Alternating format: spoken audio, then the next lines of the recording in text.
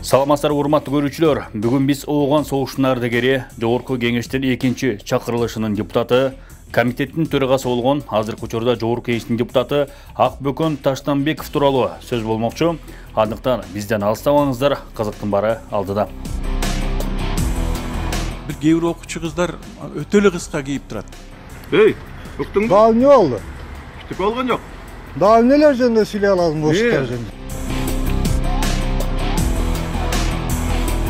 13 сентябрь күнү Жогорку Кеңештин комитетинин жыйынында депутаттар Кадамжай районундагы кыздын өлүмү боюнча Ички иштер министрлигинин маалыматын угушту. Анда эл өкүлү Акбөкөн Таштанбеков айрым мектеп окуучу кыздардын кыска юбка кийгендиги тууралуу сөз кылды.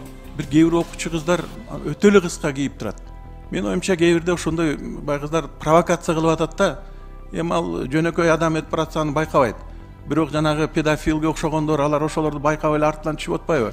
Ошол үчүн бай ата-энелер менен, мугалимдер менен, мне кажется, баарыбыз, коомдун баары бай ошо проблемага ким жакын болсо ошолор ушундай бир чечишибиз керек го. 2021-жылдын аягында Акбөкөн Таштанбековго кылмыш иши козголгон. Анткени социалдык тармактарда ошол кездеги Жогорку Кеңештин депутаттыгына талапкер Таштанбеков башка улуттагы адамды коркутуп жаткан видео жарыяланган. Facebook колдонуучулары Акбөкөн Таштанбековду улуттар аралык кастыкты козуткандыгы үчүн жазалоону талап кылышкан. Кийин БШК талапкерди кылмыш жоопкерчилигине тартууга макулдугун берип, ага Кыргыз Республикасынын кылмыш жаза кодексинин улуттар аралык же аймактар аралык кастыкты козутуу беренеси боюнча 2021-жылдын 4-декабрында кылмыш иши Акбөкөн Таштанбеков УКМКнын убактылуу кармоочу жайына киргизилген.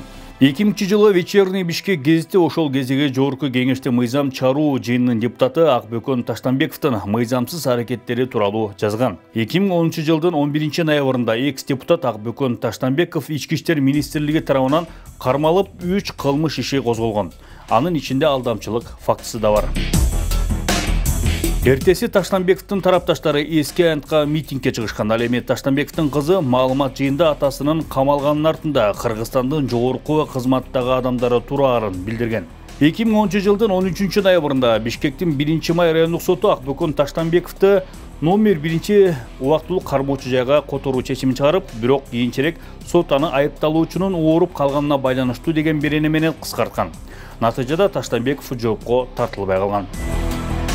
2015-жылы Алга айыл чарба кооперативинин үлүшчүлөрү Бишкектин борборундагы көчөгө чыгышкан. Алар Таштанбековду алдап, бардык мүлкүн тартып алганын айтышкан.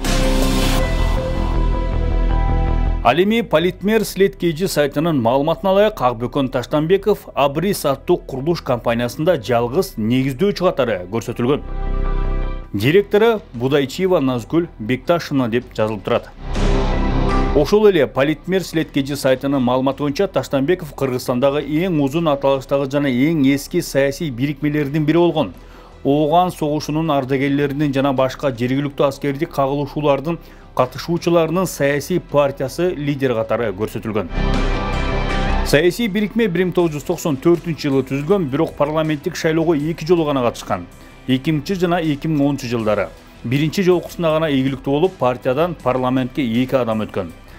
2010 жылы ал 0,46% гана добуш алып, парламентке өтпөй калган. Ал кезде парламентке өтүү үчүн 5%дан кем эмес шайлоочулардын добушун алуу керек эле. Урматтуу көрүүчүлөр, биз бүгүн Жогорку Кеңештин депутаты Акбөкөн Таштанбеков тууралуу кеп калдык. Көрүшкөнчө саламаттаңыздар.